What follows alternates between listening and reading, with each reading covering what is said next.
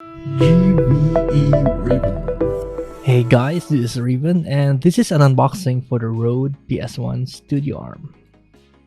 Currently, I am using a generic arm mount that is packaged together with the BM800 condenser microphone. When I upgraded my microphone to the Rode Procaster Dynamic Microphone, the arm mount is having a hard time supporting the mic because of its 750 gram weight, which is quite heavy compared to the BM800, which is only 250 grams. As you can see, the base of the mount has a plastic fitting, and because of its design, the arm acts like a lever that slightly yanks the plastic fitting out of its socket.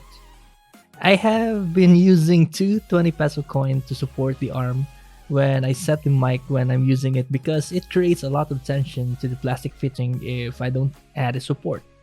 Also, the arm itself is having a hard time lifting the mic. The hinges are already at the tightest configuration, but if I pivot the arm, the tip of the mount descends, and for the past days, I can feel that it is about to lose its grip on the lock of the hinges. Now, it is time to unbox the Rode PSA1 Studio Arm. So I am removing the cover box. It's like a well-designed box for the art. And here is the actual box containing the Rode PSA1 Studio Arm. It is a plain box, but it is protecting the equipment inside. So here is the actual components of the box. Okay, nothing left inside. So we have three different boxes or segments here, and here is the instruction manual.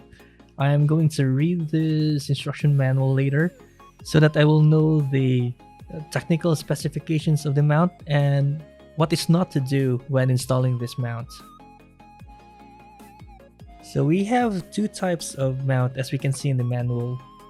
We have the clamp type and the desk insert type. So I am opening the small box, and yeah, this is the desk insert base. You can install it. You can see some holes in some office desk, so you are going to install it there. And man, there is weight into it. This is solid metal, and yeah, it is quite heavy. And you can see a plastic fitting, but it is not as soft as the generic one. But this is the base that I'm going to use. This is the clamp type. You can use this at the edge of the table. So yeah, I think this is aluminum. This is solid aluminum, and there's some felt material on the base. I mean, on the bottom of the base. And this is the screw so that you can lock the clamp. And yeah, it is still heavy, even though it is small. But yeah, there's some weight onto it. And the hole itself is solid aluminum or solid metal, so there's no plastic fitting that can fail if you install something heavy on the Studio Arm. So yeah, as I said earlier, you can use this on the edge of the table, and you can install the boom arm on the hole. As advertised, it is using the Procaster, which is the USB version of the Procaster Dynamic Microphone that I am using. So yeah, I think that base will surely support the weight of the microphone. So now I am unboxing. I think this is the actual boom arm.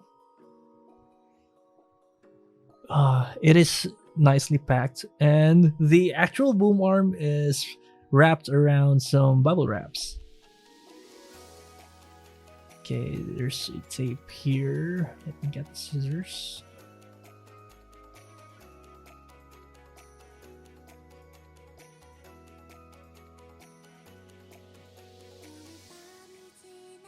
Okay, and here is the arm. Whoa, there's some serious weight onto it. I think they are not joking when they created this. And it says here, caution, spring loaded. So yeah, and there's a foam inserted in between the hinges, and I think it might rub off some paint if there's no foam there. And ooh, the tip of the mount is really nice. It is solid. And ooh, there's some free cable management Velcro tape, which is really nice.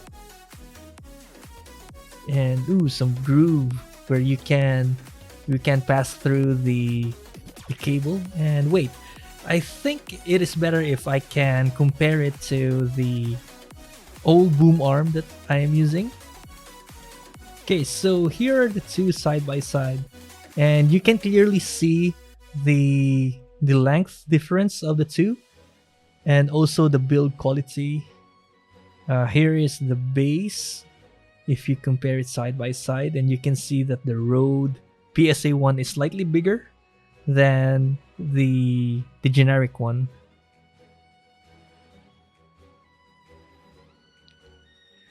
For the length, I'll put this side by side. There's around 30 cm of difference.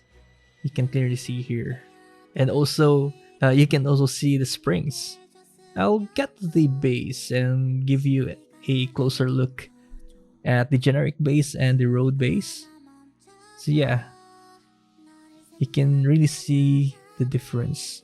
This is a very simple base, as you can expect from a generic one. And this is the plastic insert that I am having issues with. So yeah, you can really see that the Rode has the solid steel, while the generic one has the plastic insert. Now let's look at the boom arm. So I'll hold this piece, and then yeah, there's tension. There's really tension from the hinge. So yeah, it's you can see the actual length if it is fully unhinged. Yeah, it's hard to to put everything in frame. And oh, by the way, I haven't done an unboxing for this one. This is the PSM1, which is a shock mount brought to you by Rode. This is designed to mount the Podcaster or the Procaster. I bought this because when I first used the mic, here's the Procaster. As you can see, it has 750 grams behind it. So the base of the Procaster is where you can mount the microphone.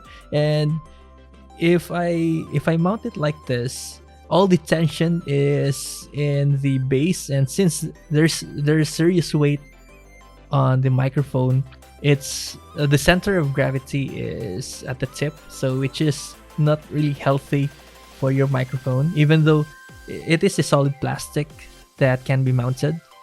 But you can really feel the tension behind it. So with the shock mount, you can see that the center of gravity is shifted a little, in I think around 25% of the base. But if I loosen the screw, it will position the microphone into some kind of a 45-degree angle, and you can see that the shock mount is doing its job. The microphone itself is suspended, so even though if you hit the boom arm, the microphone will not pick up the sound. So it is time to install the Studio Arm.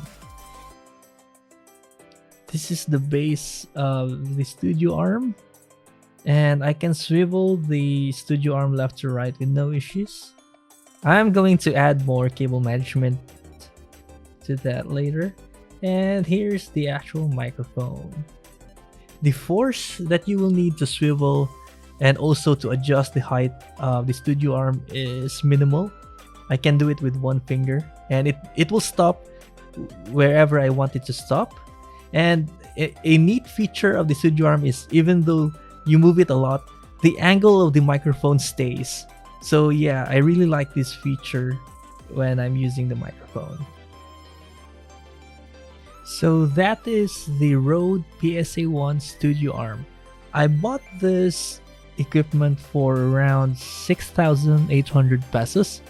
And since I am already using a Procaster, which I also invested in, so I decided to use the PSA1 because I also want to protect the Procaster when I'm using it. I don't want to mount it to an equipment that I know that is almost at the end of its life, and I don't want to break my Procaster when the equipment suddenly gives up.